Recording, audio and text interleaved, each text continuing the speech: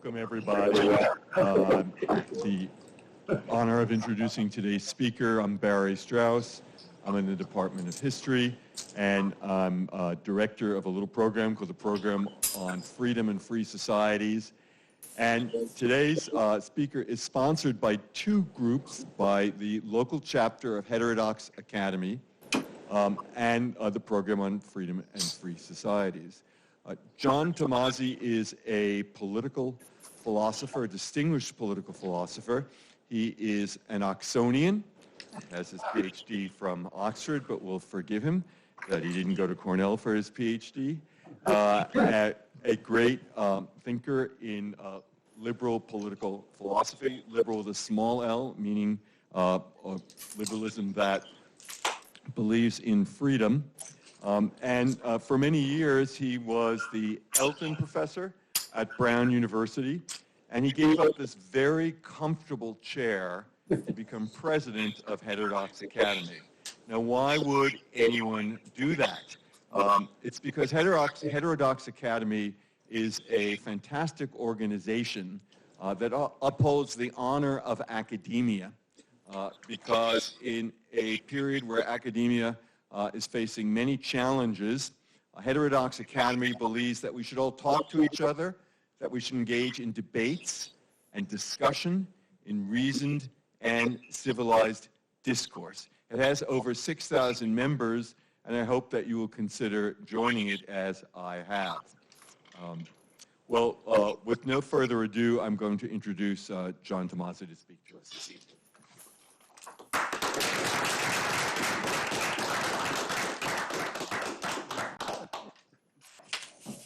Good afternoon. I'm really delighted to be here. I'm especially happy to be introduced by a rower.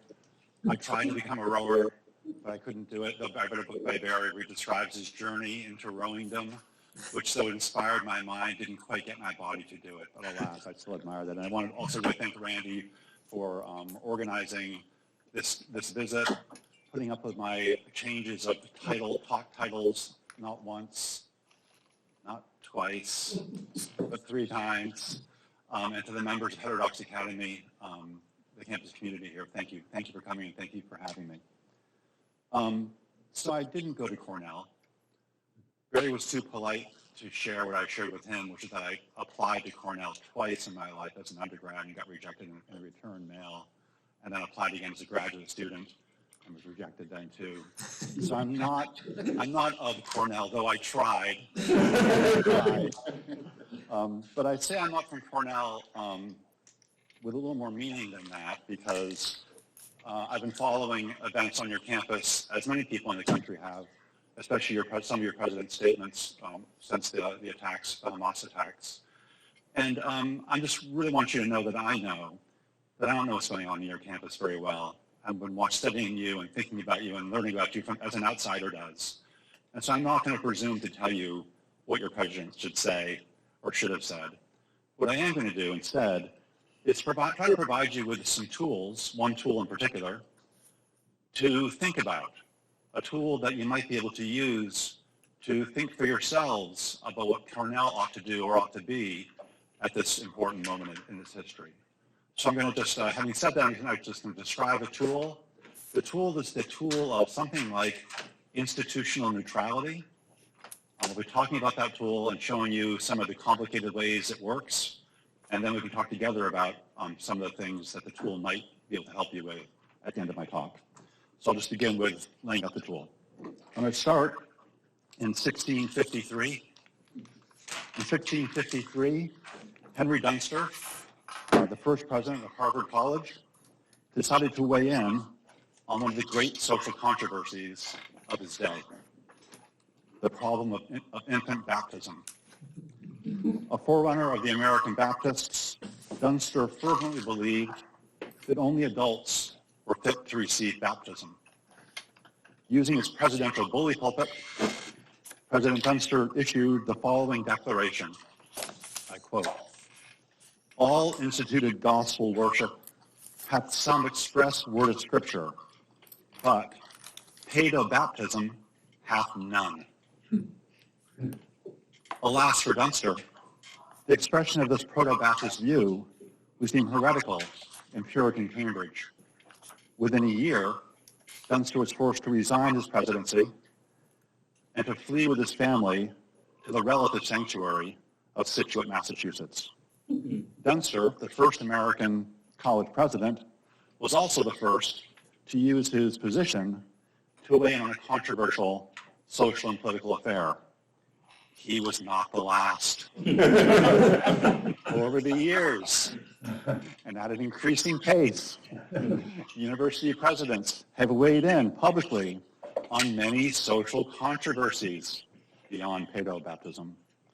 Prohibition, membership in the League of Nations, World War I, domestic communism, universal military service, Vietnam, affirmative action, gun control, racism, climate change, abortion, a Republican winning a presidential election, a Democratic candidate losing that same presidential election, police brutality, the Russian invasion of Ukraine, and more. It's natural to focus on presidential statements, but it's not only presidents who have sought to exercise this expressive function of university membership. Faculty senates and other campus groups often pass resolutions through which collectively they seek to make known the view of their university on some controversial topic. Indeed, the decision of faculty senates to speak on behalf of their universities seems to have emboldened other campus groups to do likewise, sometimes resulting in muddled messages. In 2004, for example, the Faculty Senate of the University of Alabama passed a resolution condemning hate speech. The Alabama Student Senate responded the next week by passing a free speech resolution. Go Tide. The expressive function of universities is not limited, though, to verbal statements. When a university names a building after a donor, it expresses gratitude to that donor, and perhaps by proxy, to the university's other donors too, past and future. So too, when universities remove existing plaques and monuments from campus, or when they erect new ones, they're publicly expressing the values of their university. This too is fraught terrain. In 2003, for example, Brown President Ruth Simmons, the first black Ivy League president, was fiercely criticized by some alums and loudly applauded by others when she erected a campus monument on the main green, acknowledging the connection of John Brown, and thus of the university he founded, to the transatlantic slave trade. Similarly, there's a sculpture garden, as some of you may know, on the campus of Chapman University in Orange County, California, which showcases statues and busts of Ronald Reagan, Margaret Thatcher, Milton Friedman, and Ayn Rand. Those four busts, plus one of Albert Schweitzer, have recently been deemed problematic. And the Chapman community is now actively debating how or whether that garden might be adjusted to express the values of Chapman University today. Universities also express their values in their selections of recipients for honorary degrees and other badges of distinction, including the invitation of speakers. Thank you. In 2006, Columbia famously invited and then canceled a lecture by Iran's President Ahmadinejad. In 2007, President Lee Bollinger re-invited Ahmadinejad. Serving as host himself, Bollinger publicly criticized his guest, for example, calling him a, quote, petty and cruel dictator, and describing Ahmadinejad's Holocaust denial as, quote, either, quote, brazenly provocative or astonishingly uneducated. Bollinger, not surprisingly, was fiercely criticized for both parts of that decision. Expressive behavior by universities often seems unavoidable. Are universities to invite no speakers, erect no monuments, award no honorary degrees? But Starting with President Dunster of Harvard, the issuing of official public statements by university presidents has been a focal point of controversy. I'm going to focus on that for a little while now. In recent years, as I mentioned a moment ago, we've seen a steady increase in presidential statements.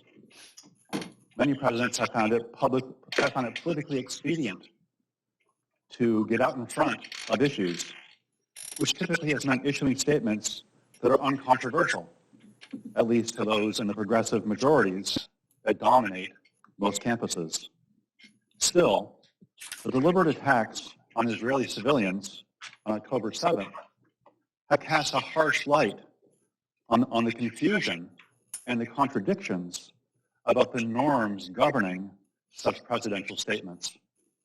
Cornell has been at the epicenter of this national spectacle, with the Cornell president issuing 3 different statements, varying significantly, I would say, in tone and content about the attack and its meaning to the Cornell community.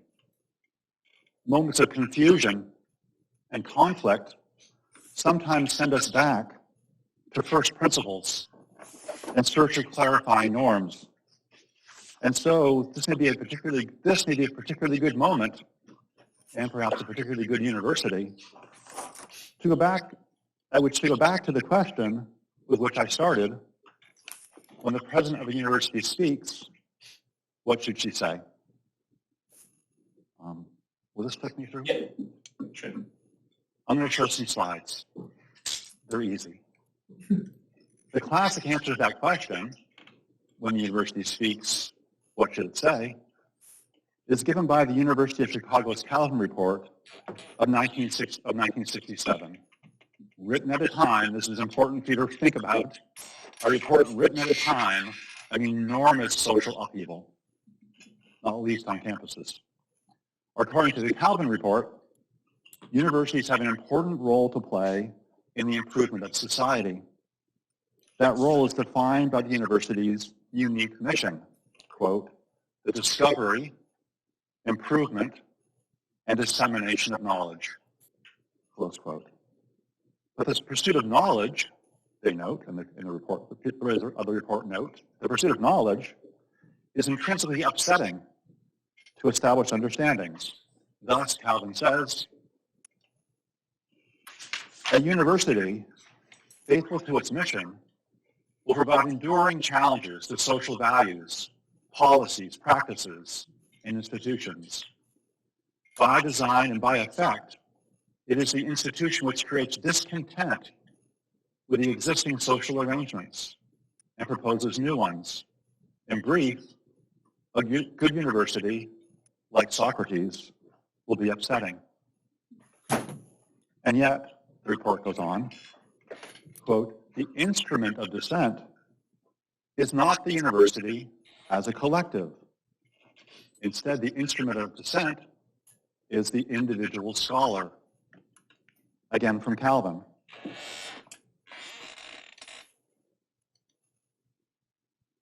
The university is the home and sponsor of critics. It is not itself the critic. To perform its Socratic function, the university, according to the report, must sustain a, quote, extraordinary environment of freedom of inquiry, and thus it must push back against political fashions, passions, and pressures, close quote. A university, on this account, is a special kind of community, one rooted in free and perpetual contestation. Any attempt by a university leader to, quote, speak for the university, any attempt on some controversial social controversy would undercut the very rationale for the university's existence, or so Calvin says. When any individual or group presumes to take a position on behalf of the whole university, they do so, quote, at the price of censuring any minority who does not agree with the view adopted, close quote. The writers of the report emphasize the neutrality of the university as an institution arises then not from a lack of courage, nor out of indifference or insensitivity. Instead, it arises out of a respect for free inquiry and the obligation to cherish a diversity of viewpoints.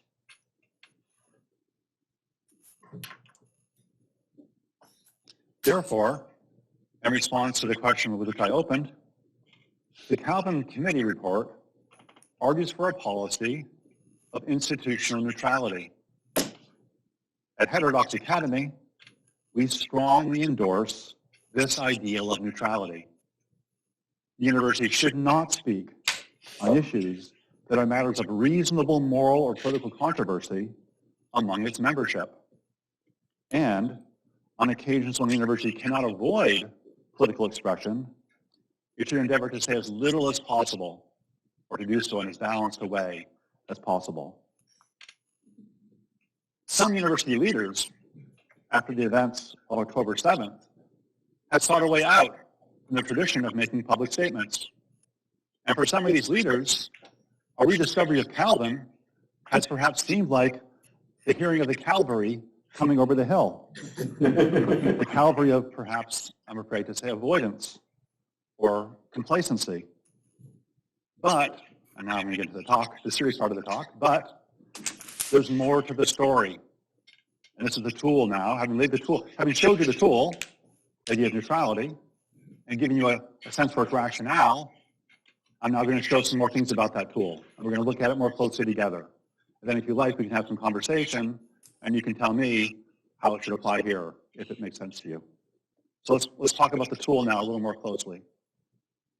Endorsing Calvin, as I do at HXA, as we do at HXA, does not end the conversation.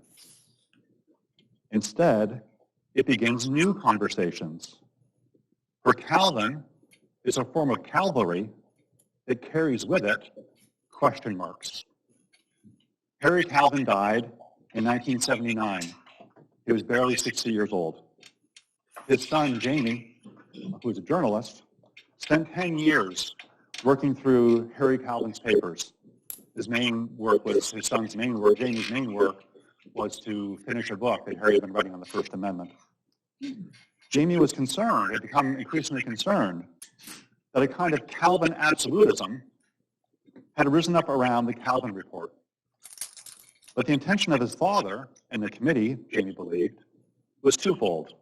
One, to state a clear principle, neutrality, a principle that's clear but also structuring of conversations. First is to state a clear principle, and second, to open a conversation about that principle's boundaries. We see these features in the report itself. Indeed, the report is framed with qualifiers. We find that at the very beginning of the report, the committee conceives its function as a principally that of providing a point of departure for discussions in the university community of this important question. And at the end of the report, they've established a heavy presumption against the university taking collective action or expressing opinions on the social and political views of the day. And in the middle of the report, we find a more detailed qualifier, what I call the Calvin clause. From time to time, instances will arise in which society, or segments of it, threaten the very mission of the university and its values of free inquiry. In such a crisis, it becomes the obligation of the university as an institution to oppose such measures and to actively defend its interests and values.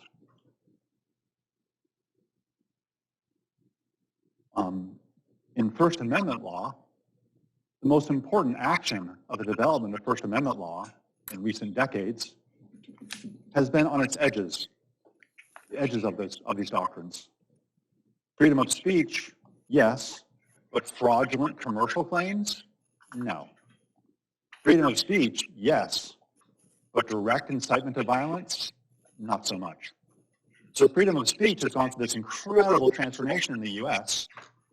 60 years, 70 years, this growing doctrine, this deepening understanding, this deepening of our understanding of the principle of freedom of expression has occurred mainly because of the work that's been done on those margin cases.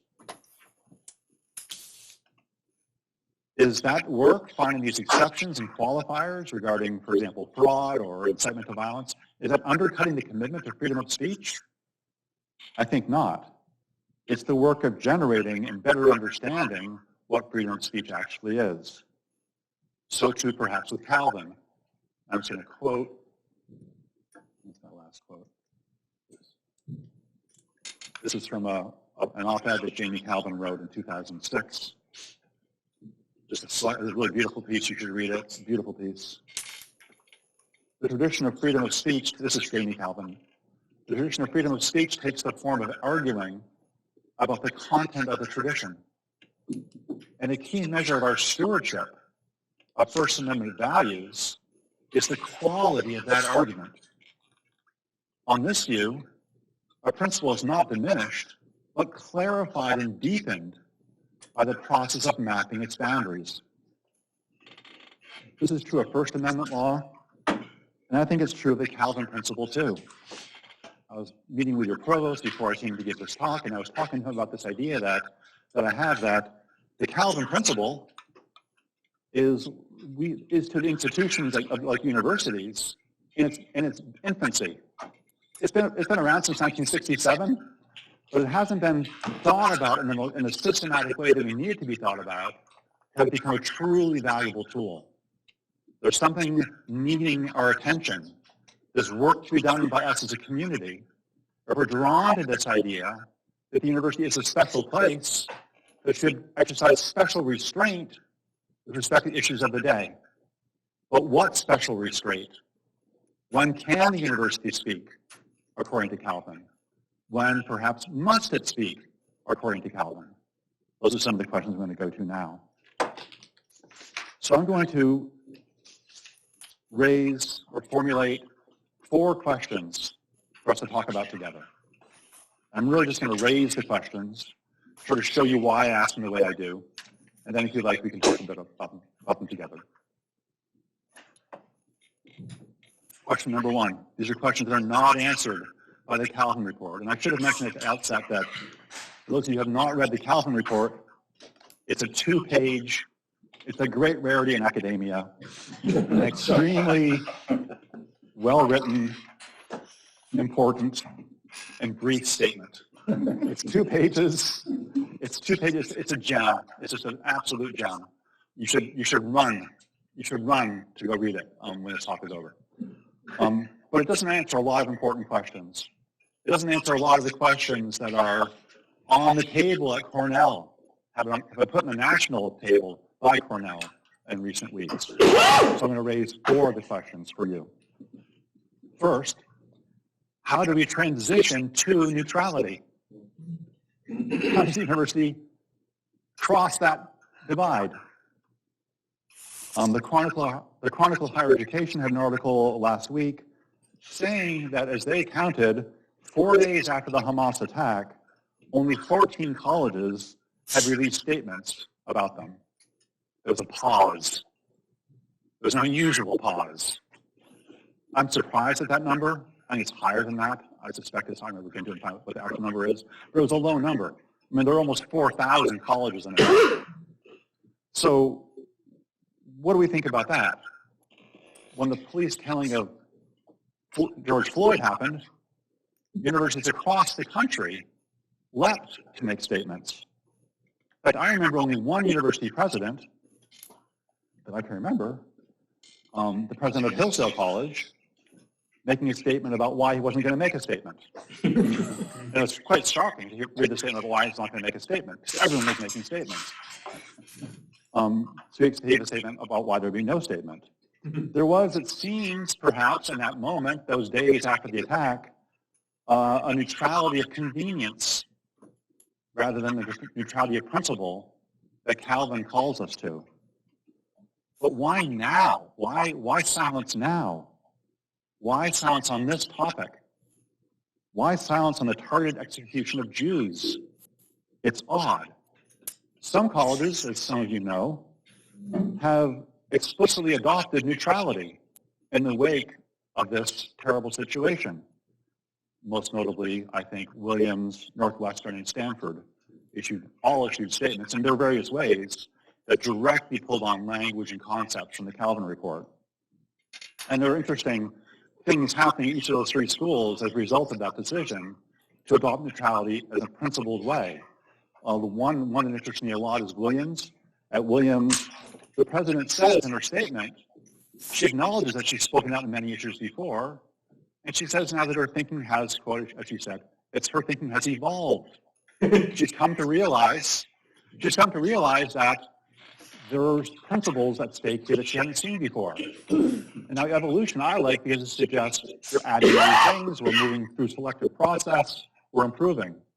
And if the president stays that way for those principled reasons in this position, evolution in that sense, that would be, I think, a really interesting step at Williams, one of our most important liberal arts colleges. But evolution can continue. It can be turn the opposite direction. We'll see different colleges are struggling, they're finding their ways, but that's one. Another one, a really interesting one, at Stanford, there was a very principled statement early on about a Calvinist conception of neutrality.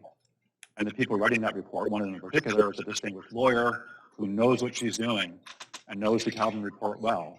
And it was a really interestingly principled statement on the part of Stanford for neutrality. Again, extremely important for those of us at HXA who care about these issues, who want to see the ideal of the university being a truth-seeking place where open, vigorous conversations actually happen.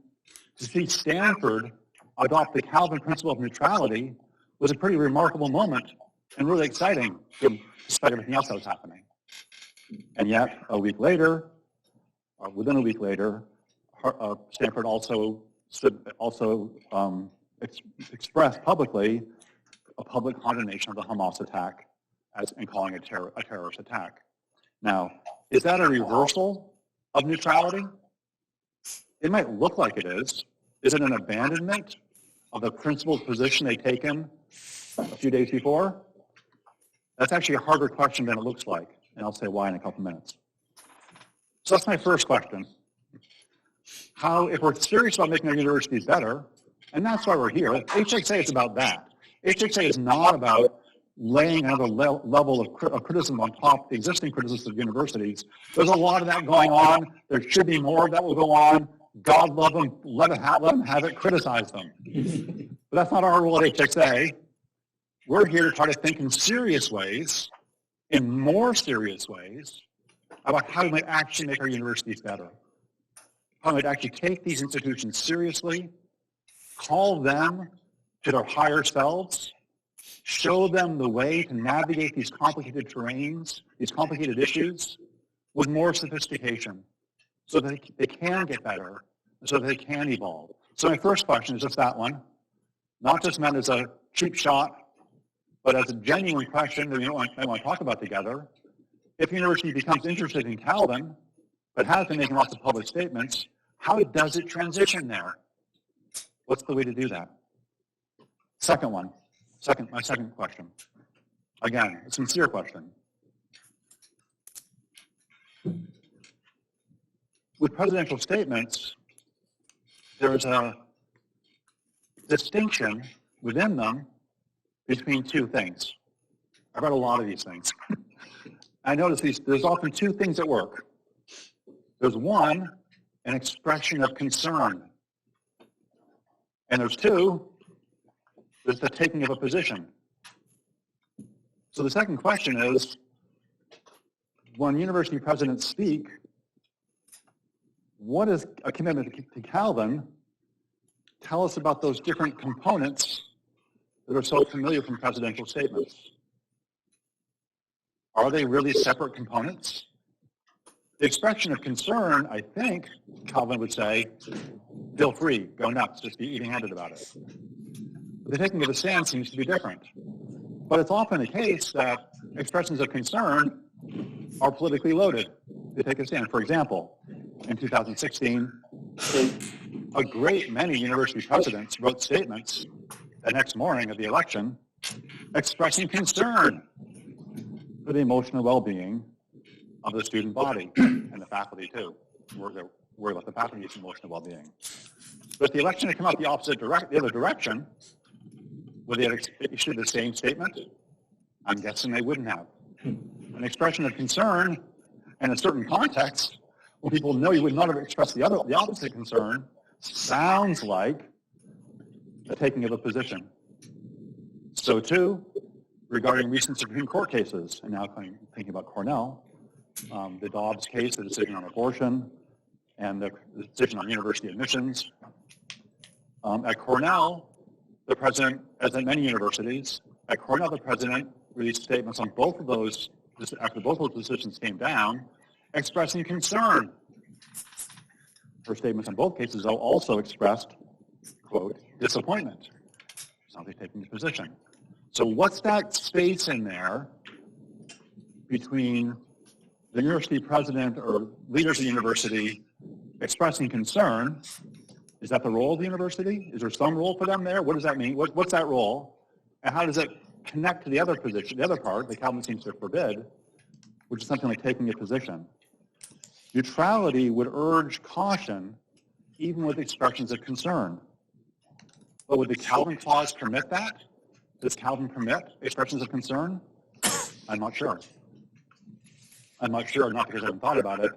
I'm not sure because when you think about it, you see that it's kind of unclear. Third out of my 4 questions.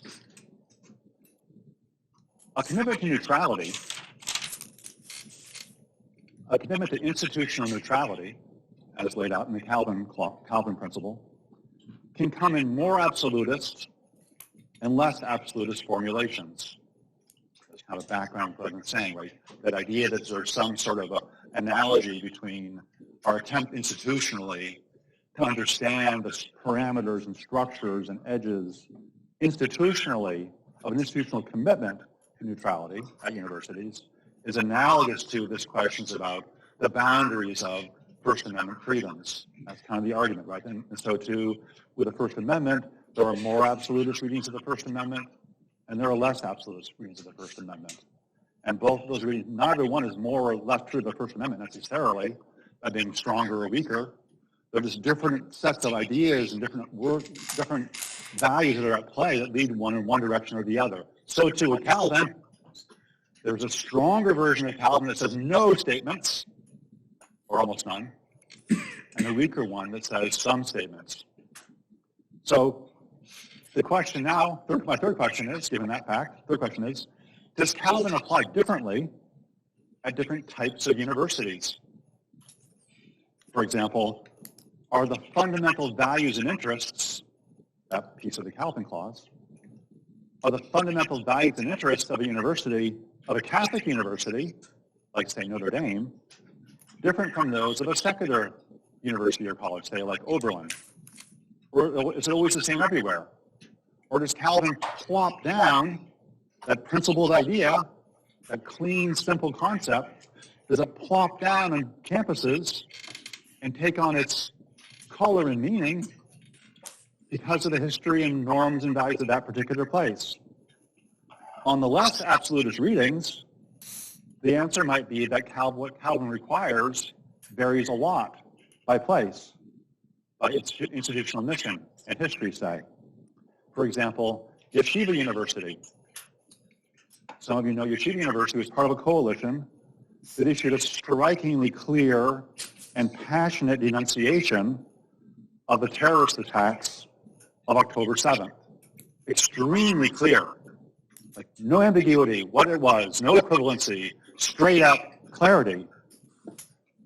What do we think of that clear denunciation of the terrorist attack by Calvin? Was that a violation of the interests and values of that university? Did Yeshiva violate its own values and principles by speaking out against that terrorist attack? Seems like an odd position to take. So does Calvin vary by place? Or was that statement a defense of those interests and values as laid out in the Calvin clause I showed you a minute ago? So that's an important question about how we think about these norms. Let's go back to the clause Remember this business, right? From time to time, this is in the middle of the report. They lay out the principle, then they carve out this space for discussion about exceptions, threaten the very mission of the university and its values of curriculum. So what do you think about that moment in the Achieva case, for example? And then fourth, and finally, what does the Calvin clause, what is the Calvin principle, what is the commitment to institutional neutrality tell us about the attacks of October 7th? What does it tell us? How does it help us think better?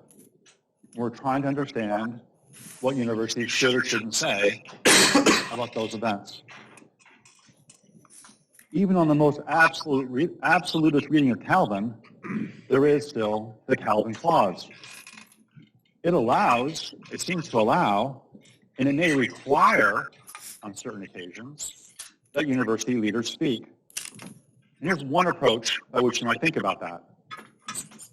Are there matters of simple fact on which the university may speak?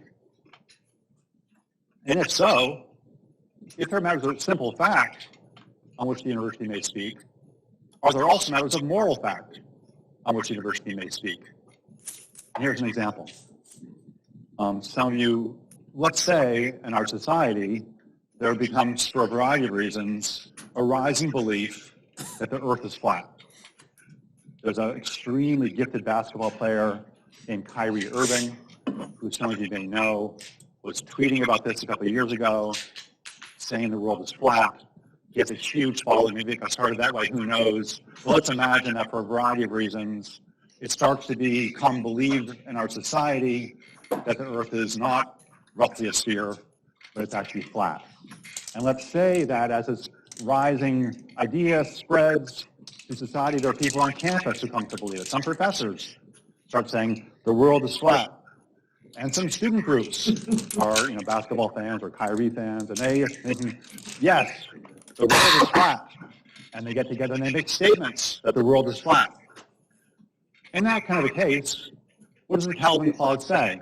And remember, it's not like you and me sitting here right now, oh, the world's not flat, we all know that. So imagine we're in a world where it's foggy, where things aren't very clear, where there's some real danger that people are going to think, wow, maybe this institution of learning isn't clear about this issue. Wow, maybe this institution of learning is open to the possibility that the world really is flat. So by definition, these problems are going to arise exactly when it's hard to see the truth. It's hard and dangerous, perhaps, to see clearly. Do you think, an example I'm giving you, that by definition now is foggy, that the president should speak out? Or do you think, as Calvin can also very reasonably be read, as saying, absolutely not, the president should not speak out? Maybe the earth scientists should speak out, maybe the planetary physicists should speak out, but not the president of the university. But again, by definition, or by the example I'm giving you, recall, that world is cloudy. It's misty. There are other professors saying, it's flat. So should the president speak out? And then the analogy is, well, if that's the case, what about moral facts? If you think Calvin should be read in such a way that in a moment like that, when the university's commitment to round-earthedness is starting to be shaky, and the grants are starting to go away, the grants are all being given to like flat earth science and all kinds of wacky stuff going on now, if you think universities should speak out then on that matter of simple fact, what about matters of moral fact? And many people think that there's a set of moral principles that's part of our civilizational heritage, that certain acts of violence are wrong, no matter the political justification.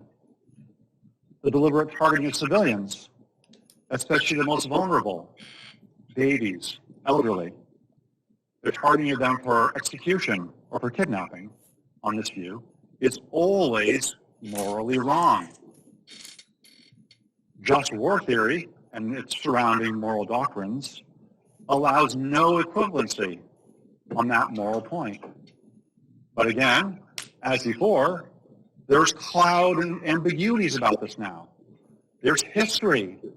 There's people who understand the existing situation in different ways, in vehemently different ways.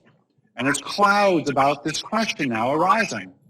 Not just off campus, but now on campus too, with some faculty members denying that moral principle, and some student groups rallying together, making extreme statements perhaps on behalf of the university, as groups often try to do. If the principles of just war theory, and so the question here is, how do you read Calvin on this case? Calvin, this principle of neutrality, could be read in an absolutist sense, a narrow absolute sense, to say nothing. Don't speak on this issue. Just like with flat earth, we should leave it to the geologists. Let your philosophers speak out. But the university president should not speak out. That's the narrow view of Calvin, and Calvin supports that reading. There's a wider view, as I pointed out along with the flat earth analogy, that says these are moments, precise moments, when university presidents perhaps should speak out. And I think it would say, they go on, I think Calvin on that version would go on to say that if the principles of just war theory are to be upheld, to be stated and upheld, then they must be upheld by everyone. And just war theory distinguishes, has a fundamental distinction between combatants and non-combatants. And just war theory also tells us that military leaders must take great care to not kill civilians, even if they're not targeting those civilians. And there's an elaborate doctrine within just war theory that we can talk about that describes the kind of risks that military leaders must put their soldiers into to prevent the accidental killing of non-combatants.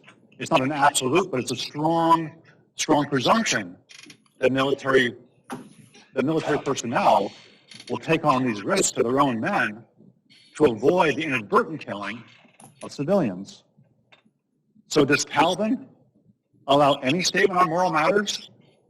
I think he makes that statement on the first one I mentioned. He needs to make the second statement as well. He needs to make some statement about just war theory. Does Calvin allow that kind of statement? Does it sometimes require those kinds of statements?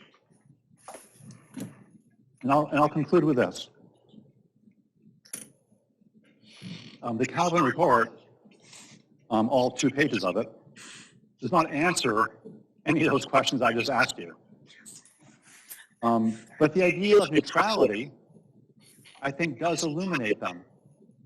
This idea of neutrality calls us to consider presidential statements in a less corporate light. It leads us to think about those university statements as, in some sense, being really serious business. Because these are expressions, whether they speak or they don't speak, or they say what they do say, or they change what they say, that are connected to the most fundamental reasons that we're here together at all. These statements are reflections of a view of what a university is. And universities would embark on these questions about Calvin, as many of us are doing now. I think God looking down at us would say, okay, they're screwing it up big time. No surprise, I've seen this show before. But that's what it means to be humans working on things. It often looks absurd. I think anyone looking at us and our presidential statements of the past couple of weeks in response to the attack would say, are you guys kidding me? After all of these statements you made, now you're actually doing this weird stuff? But more charitably, we're learning. We have an obligation and an opportunity to help these institutions get smarter, help them get wiser. And something else I want to say about Calvin, then I'll stop. Calvin, I think, adopting something like the Calvin approach, it's an act of humility on the part of university leaders. But it's really worth thinking about what functional role the making of those statements has played within contemporary university life. If university presidents maybe snapped to attention or woken up by this moment, start thinking more seriously now about their commitments to institutional neutrality, If they do that and start adopting neutrality across the range of expressive things I talked about, to be more balanced, let's say, and to speak less, and to allow more speech, if they do that, they're letting an important tool of social control fall from their hands. They're setting their university. They're no longer just tampering it down. They're not getting out in front of the issues. They're saying things like, a university is a site of contestation. A university is a place where people are going to disagree. A university is a place where arguments are going to happen and it's going to be difficult for you to live there. A university is going to be a difficult place to live on. They're saying these things. And if they're going to say those things, knowing they let that instrument fall from their hands, what other instruments should they pick up?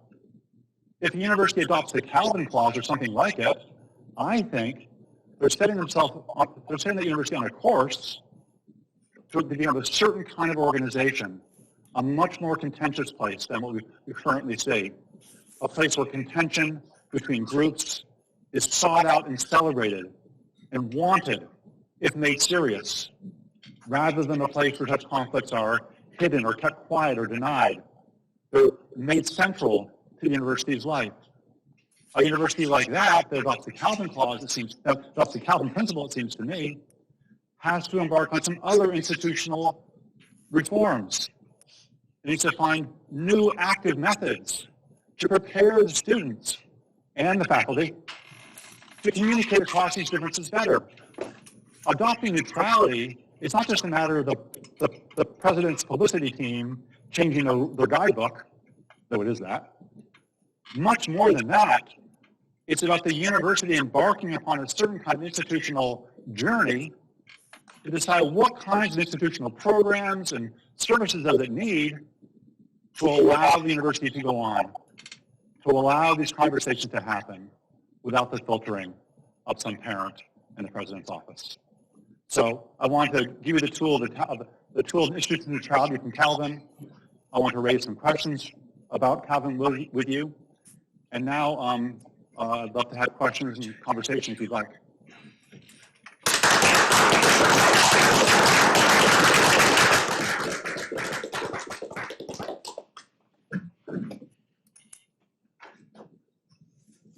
It's the students that have to leave. That's okay. The ceiling mics will pick up the questions. Maureen I can stay a bit Dave, later. would you like to say something? I don't have anything to say as of now, but I'll listen in and maybe think of something. I had a question about the mission versus the values of free inquiry. Like, what's valued more when you're like kind of weighing them, because they often aren't aligned, I'd imagine. Yeah, right. So you're looking at you're looking at this business, right? Yeah. Like, what matters more in the decision whether or not to remain neutral? Yeah, it's a really good question, right? Because and they don't just choose these words like haphazardly. So what's that about, right? How's that relate to this? It's worth noting that when this report was written, some of the most important threats that they were talking about when they were writing the report were external to the university. So they talk about the Broyles Bill. In the first paragraph, they list some of the recent things, and they were often anti-communist measures passed by the Illinois legislature to try to stop communist professors from talking on campus. And so they were thinking about how do we push back against those kinds of things. And, the mission of the university, think about the idea about there's a whole cluster of issues on the inside of the universities. There are people who deny knowledge at all. There are people who deny neutrality. At least from Marcuse in the 60s, around the same time as this was going on, Marcuse writes on repressive toleration, which says that the idea of toleration itself is a mask for power. Toleration, right, is a mask for power. And neutrality is also a mask for power. And free speech, we have the descendants saying that it's a kind of racism. There's no such thing as knowledge. There are people on campus who argue for these positions. What does Calvin say about that? If you think like Calvin does, that the university is a knowledge-seeking organization, And there are people on your campus who are saying there's no such thing as knowledge. And you're saying, well, I'm going to go for neutrality because if you're going to go for neutrality, that's also a power concept.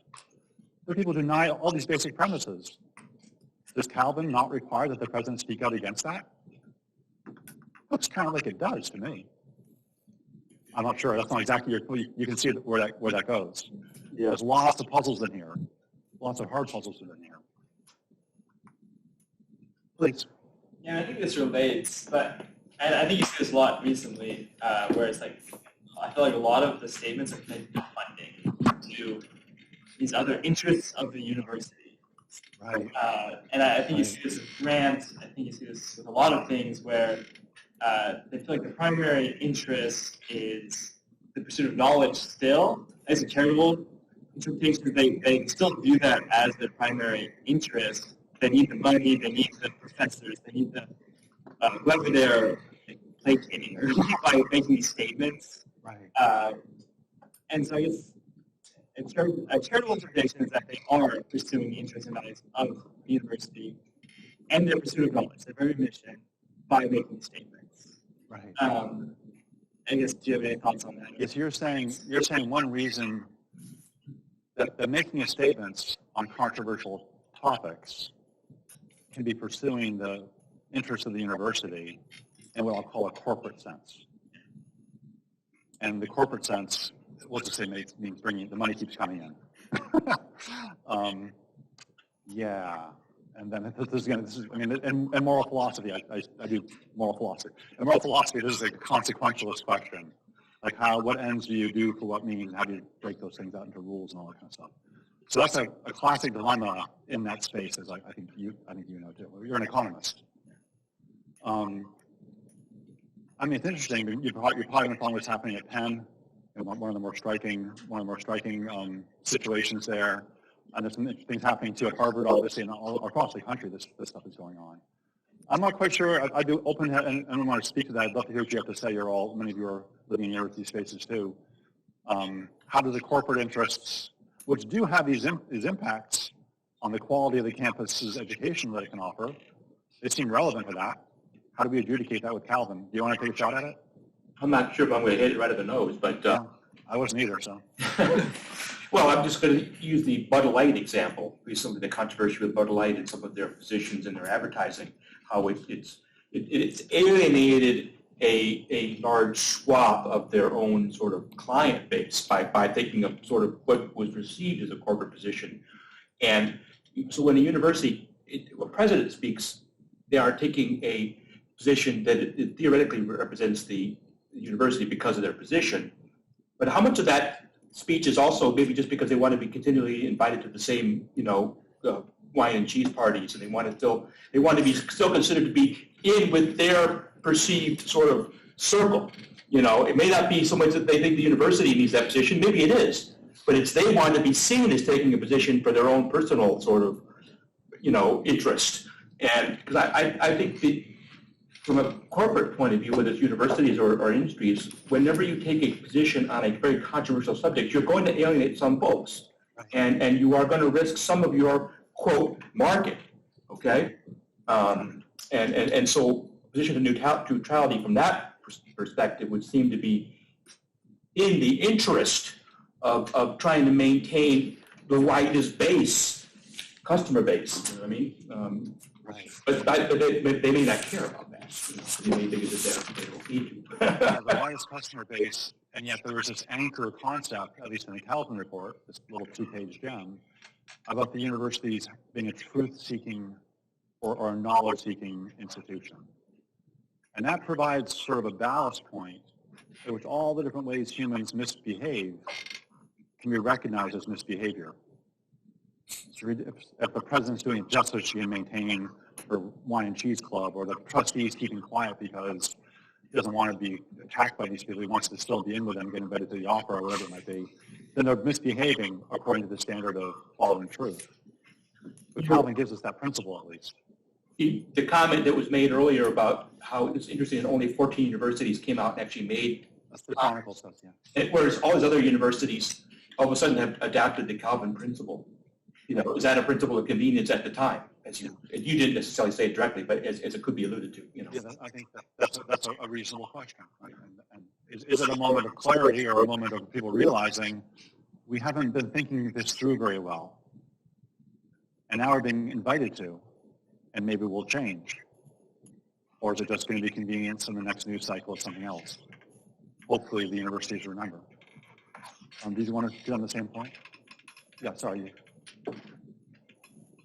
Me? I'm sorry, I don't know your name, but you're sitting next to the other person. Oh, yeah. No, mine is actually a question, not adding to what he had said. The principle of neutrality seems very difficult to argue against because it seems the wisest thing to do. But I'm also thinking that based on what you've just said about the objective of an academic institution, a university, which is the search for knowledge and truth, wouldn't neutrality defeat that goal of the search for knowledge and truth? Here's what I mean. The university is supposed to be an open space for engaging with different ideas that may not really, agree with each other. But the goal of the interaction of the ideas is to reach the best idea that is going to be for the overall flourishing of humanity. If that is the goal, then cross-examination of ideas and cross-fertilization of ideas is needed in order for us to reach that knowledge and the truth, and ultimately what is going to be for the flourishing of humanity. So if that is the case and somebody is saying the earth is flat, that is something that may not be very consequential as something that is moral or ethical. But nevertheless, I think if we are going for what is going to be, the best knowledge and also what will lead to flourishing, then it seems neutrality is not always going to get us there. But being open, and then once we get an idea that is going to be for the flourishing of humanity, we say, okay, this is the direction we're going. But that is assuming that we will actually know that we're on that track. Yeah. That's beautifully said. I'm rejecting anything that you just said. I do wonder about the flourishing of humanity being the goal of universities. I think in some sense, in some deep sense, that may be true.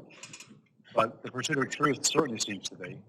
And that may lead to the betterment of the human condition. Part of the job of the university, as stated in the report, is to hold these truths and pass them on. There's this idea that we're learning things through time. And the universities play, along with being a critic and all the sort of upsetting things, they also probably are to be places where certain concepts, certain understandings of beauty, of truth, of loyalty, are captured and they live on. So universities have these multiple roles, right? It's going to be to do with something to do with humanity, but scientific breakthroughs improving life expectancy, for example. But there's also these other ideas of being repositories, and universities do all those things. But they're not supposed to do these other things, or they do these other things in ways that undercut their mission in those ways. Then we see that more directly. Yeah, please, likely, sure. Yeah, please. In the spirit of this comment, it seems, I'm the blue shirt, right? In the spirit of this comment, it seems like the university could maintain institutional neutrality by either saying nothing or by, instead of expressing concern or expressing disagreement, they could express awareness of the issue and then say, hey, we're going to sponsor a debate. We'll have these 4 professors or visitors arguing the affirmative and 4 arguing the negative 3 weeks from now, that would be in the spirit of sponsoring debate and the university as saying, hey, we know there's an issue and some people feel in our community feel one way, some people feel the other way. Let's get people talking about it and provide the resources, the auditorium and whatnot, to have the debate. So I wonder if you think that would be consistent with institutional neutrality, or maybe there are some pitfalls that I haven't thought of yet. And relatedly, what do you think would keep the university president from doing something like that, if anything? Are there pressures they would face in inviting people who are pro certain topics? That might prevent that from happening. It's a great question, right? And I'll put it back to you. Let's just try it on your minds. You know the campus better than I do. I said that in the beginning. What if Cornell announced they're going to have that kind of event 2 weeks from now, say? With really strong spokespeople saying, some people saying the killings were justified. And other people saying the retaliation, if we're going to call that, is justified. And we're going to have them in the same room having a conversation. How's it going to go down?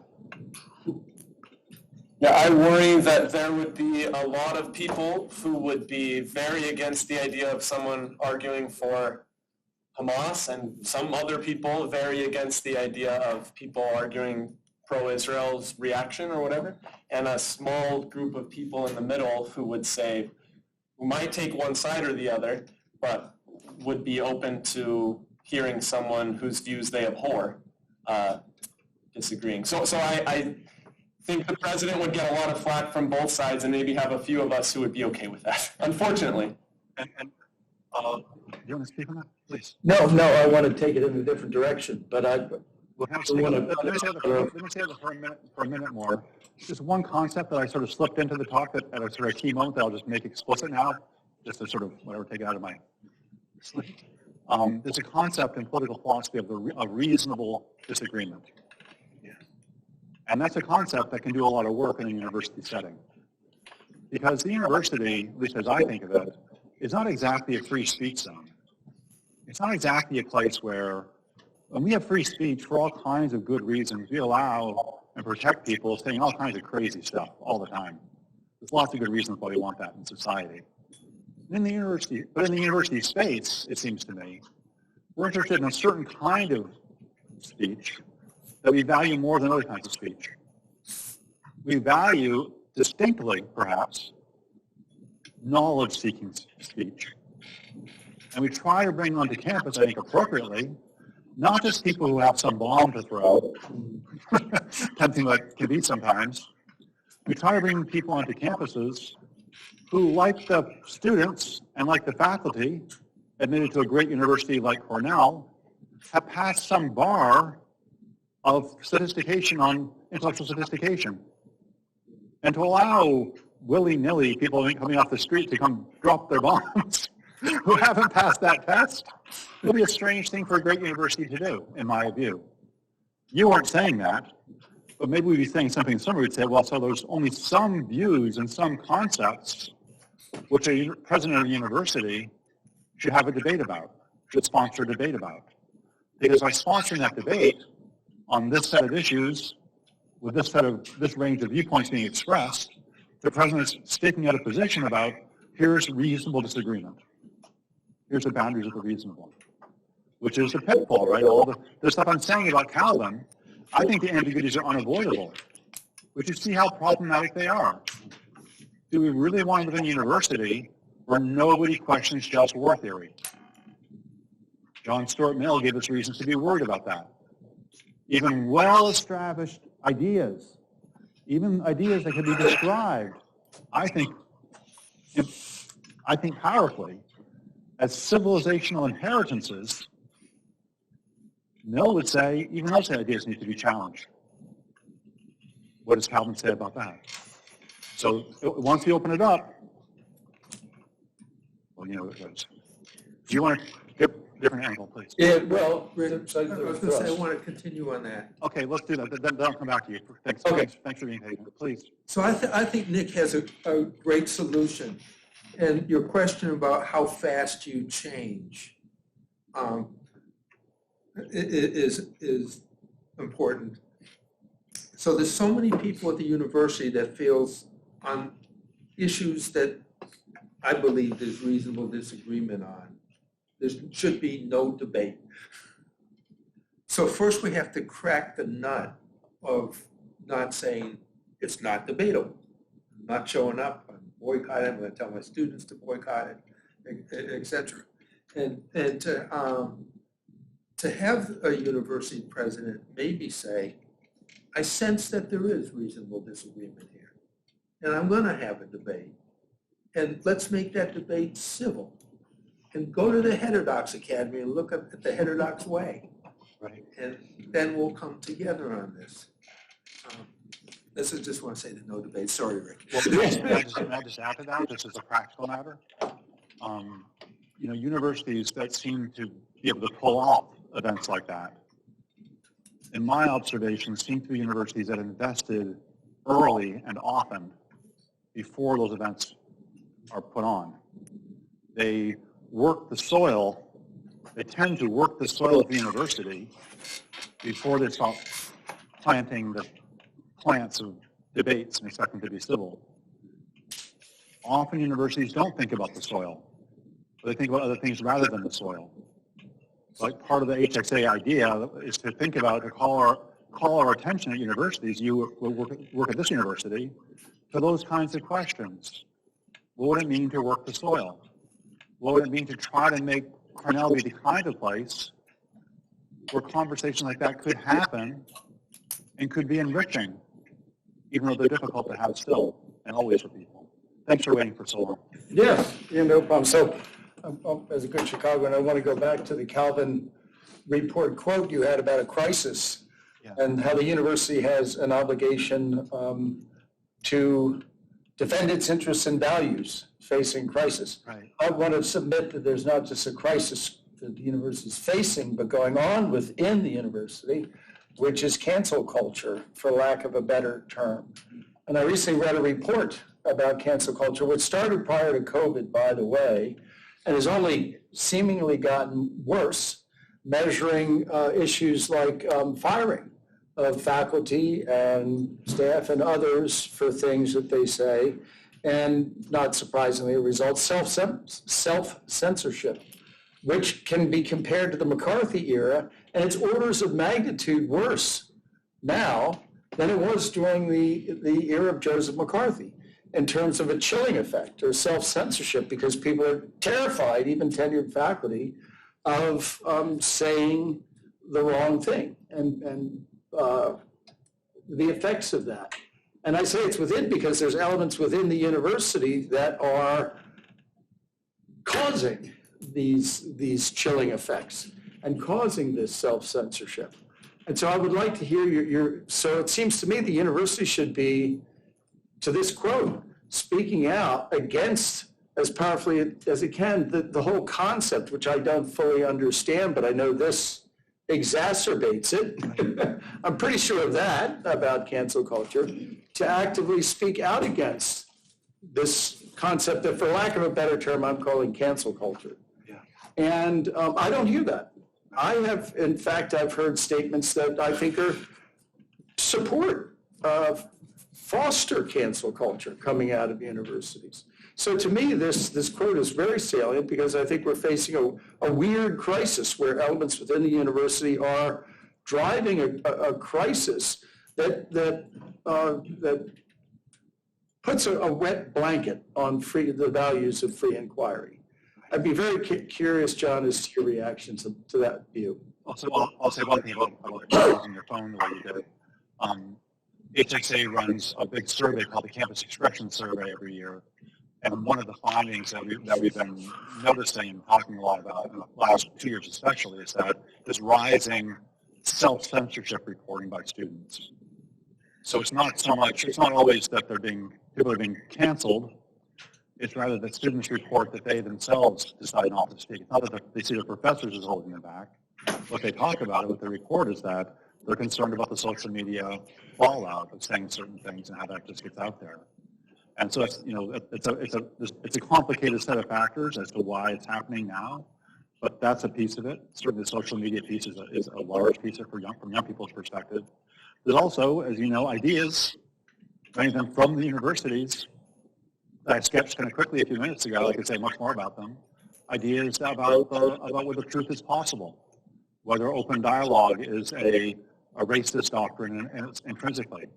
And there's a set of convictions in that space that lead some people to think they're on the side of justice and truth when they close people down and stop them from speaking. And not just close them down, but close them down and threaten them with their jobs. So, I mean, the cancel culture is a huge phenomenon. It certainly is one of the main things that HXA talks about, works about, tries to think, how do you work on this thing? And again, I think a lot of the answer has to be doing slow institutional work, changing the cultures. HXA and FIRE, we work together.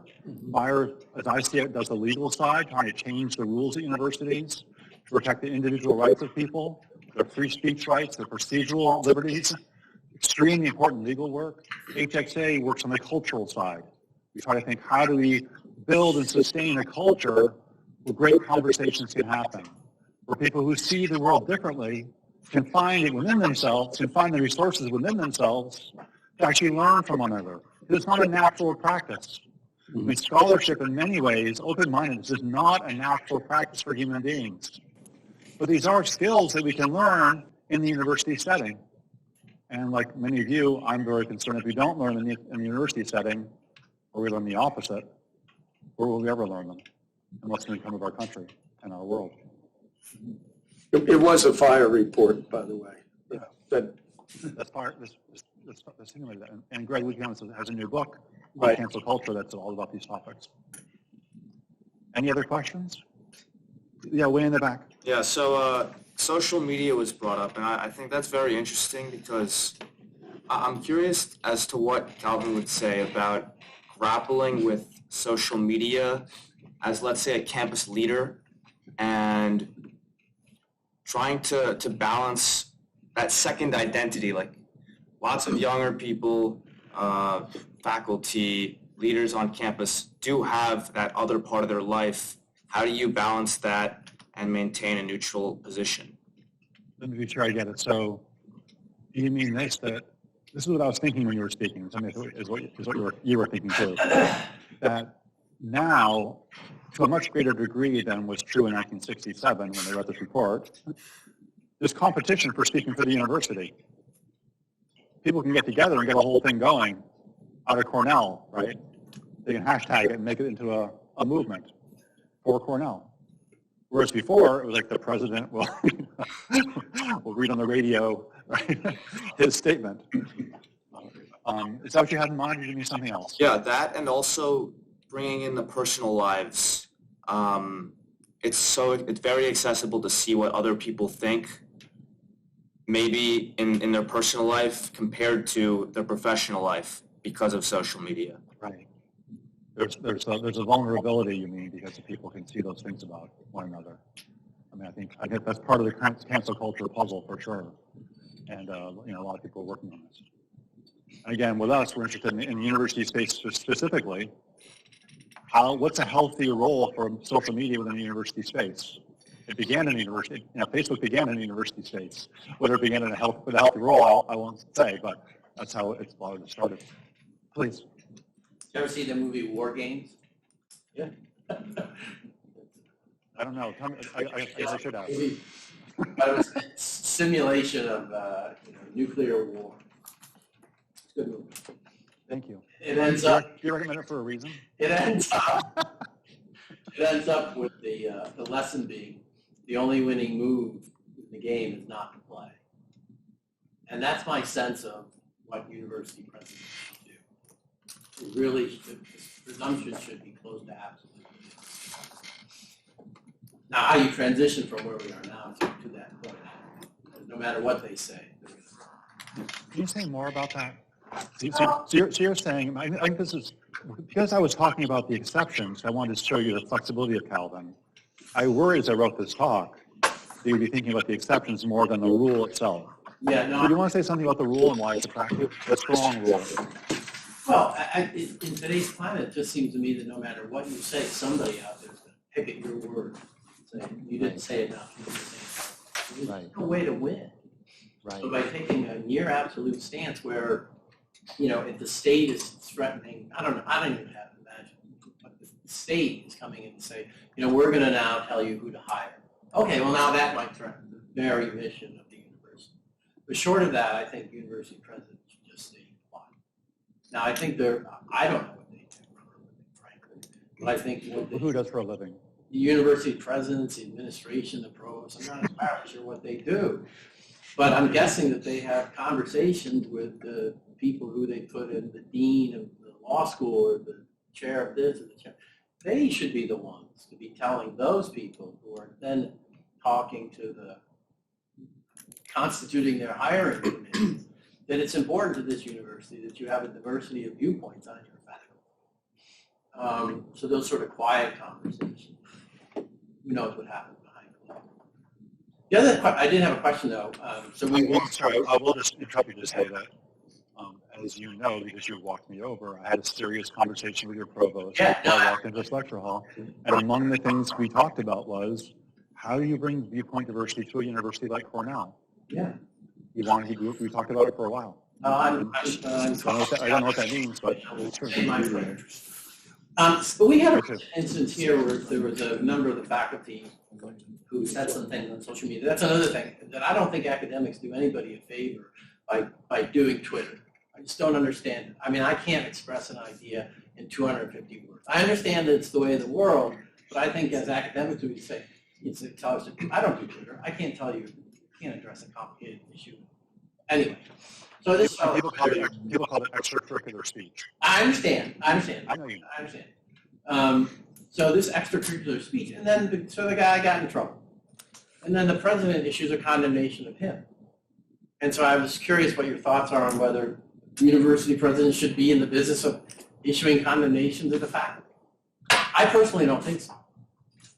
My own view is that we should resist and push back against cultural movements that make people's jobs liable for things they say. Right. And I think that is a general matter across a whole variety of topics. I think having people's livelihoods threatened because of expressions of opinion that they put out there, it's a bad culture to be. This wasn't a threatening the livelihood. It was just sort of, I don't know what she said, frankly. But, it was something like disavowing or something about that. But again, it seemed to me that... Was it part of the Calvin Clause? I don't think so. What he said, and he takes the heat and the rap for it. But she doesn't say so. That's my sense. Thank you. Thanks. Please. Yeah. This is just about the conflict between the flourishing of the university and of the society. It seems to me you don't have a coherent society unless some questions are just closed. It is not an open question whether we will have slavery, for example.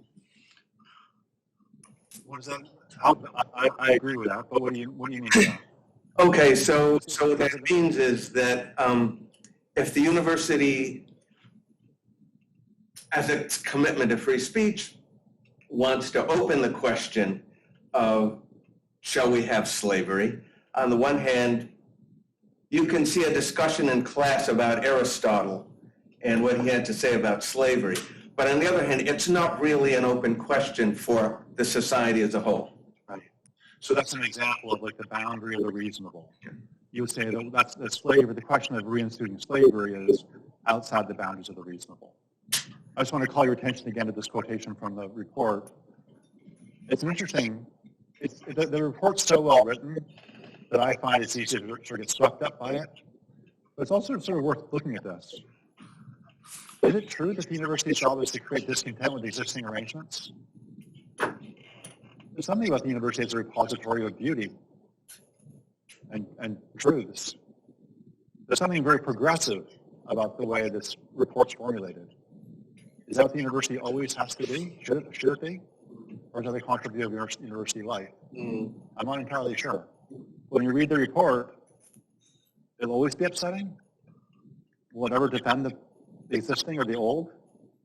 Will it ever call us back to certain ways of being in the world that are less progressive now? A diversity university, ideologically diverse university, you think, probably would. Not every voice will be upsetting. There's going to be some interesting little pieces in here, right? Yeah. Doesn't answer your question, I'm aware. I guess I'm just saying there's an irresolvable contradiction here. I think his question actually connects with my own question of, okay, the university is supposed to be a place for cross-fertilization and cross-examination of ideas to reach the best idea for human flourishing. Thereby, we could actually reach a conclusion that we have come to terms with the fact that a particular idea is what is best for humanity. And in the question he asks, slavery is out of the question. That is not going to be good for human flourishing. So on that one, we have come to terms with the fact that this is a closed case. So in an ongoing conversation about other things that are not like the past, slavery, but current issues, can we converse on those issues to the point whereby we can actually say, case closed. This particular position is the best for humanity. And if we're to be able to do that, can neutrality get us there? It's like it can't. I don't know. I don't know what you think about that. Well, you might say, I'm going to just change the metaphor a little bit. One way to think about knowledge growth is like a ratchet. You learn some stuff when you get that. And we go and we learn some more to get that. And we're kind of learning more and holding on to those gains. If you think of knowledge as ratcheting that way, being progressive, essentially progressive in the way you're describing, then the question is, well, why would neutrality not allow that? What's the ratchet? Does it have to be the president's statement that's going to make it hold? Do the presidents have that much weight when they speak on things? The ratchet might be the departments of philosophy, psychology, and economics in this area. The ratchet might be the departments of planetary science and geology in the flat Earth case. They're the ones who are the experts in the whole world on why that ratchet is not going to go back to thinking the world's flat again. So having knowledge be progressive the way you described it, using my metaphor of the ratchet, seems compatible with a university president saying, I take no view on these issues. If you want to know whether slavery is out of bounds, don't ask me. I'm the administrator. Yeah. But talk to these historians, talk to these sociologists, talk to these people about why slavery is a horrible institution. Learn about it. And they'll be the ones who are going to hold that ratchet. You're basically narrowing where the neutrality sort of function is more towards the senior level of university presidents, et cetera. With maybe the idea of being providing, but neutrality then provides more of an open platform then for the other dialogue to happen versus sort of setting one position at the top and then therefore limiting the ability for the dialogue to happen at the lower. That's exactly right. It's such an essential point. That's in many ways the core idea of this idea of Calvin, that the appropriate spokesperson is not the collective. It's the individual speaking for herself or himself. And that we're parts of groups, we're part of a community, but at the end of the day, on this view, perhaps, we're all individual human beings navigating this world, each one of us trying to find our way. And if some authority figure claims to speak for all of us, or if we're forced to go to a faculty senate meeting where there's going to be a vote on these things that we're still working on ourselves, it's going to close down the conversation, right, the majority's going to rule on this. The university, in that sense, is not democratic. It's anti-democratic. It's perhaps strongly individualistic, perhaps. Are we there, Andy? If we need to close, that's okay. But if one more, please. I'll be brief. Just if I'm following this really nice discussion, to bring it to the slavery example, I think one of the risks of the president saying something like, this case is closed, you can't talk about it anymore, or you get in trouble, or you're disavowed by the university, is that each individual and broadly each generation needs to study that issue and be acquainted with the argument. I think Mill would say, You need to hear the argument for, and however weak the case is for slavery, you need to hear any evidence there is, any argument for it, so that you can see just in this case how abhorrent it is, and be sure yourself and be informed yourself that slavery is a bad thing. If we say case is closed, slavery is bad, then and it doesn't get debated for years and years and decades, then the younger generations grow up and we just tell them that slavery is bad, but they can't articulate why, which would be horrible. So, and Mill, talks about that in On Liberty. He talks about the idea about we want to hold truths in a certain way. Mill says it's not enough for a human being to have the truth in their head. It's important for human beings to have the truths in our head with the right reasons surrounding them. If you hold a truth, if a belief that happens to be true, it corresponds to what it's true, but you don't have a fixed sense for why it's true. You haven't bothered. No one said it anymore. They stopped talking about it. They just say the truth. That's not the kind of understanding that's appropriate for a human being. Human beings need more than the truth. We need something like understanding. And Calvin would add, we need to think about institutional mechanisms that make that stage setting available for human beings to achieve that. We need to think of how we can make our universities more likely to be the kind of fora where people can achieve that kind of understanding, that kind of properly human understanding. And it's a hard thing we're trying to do. Thanks for the conversation.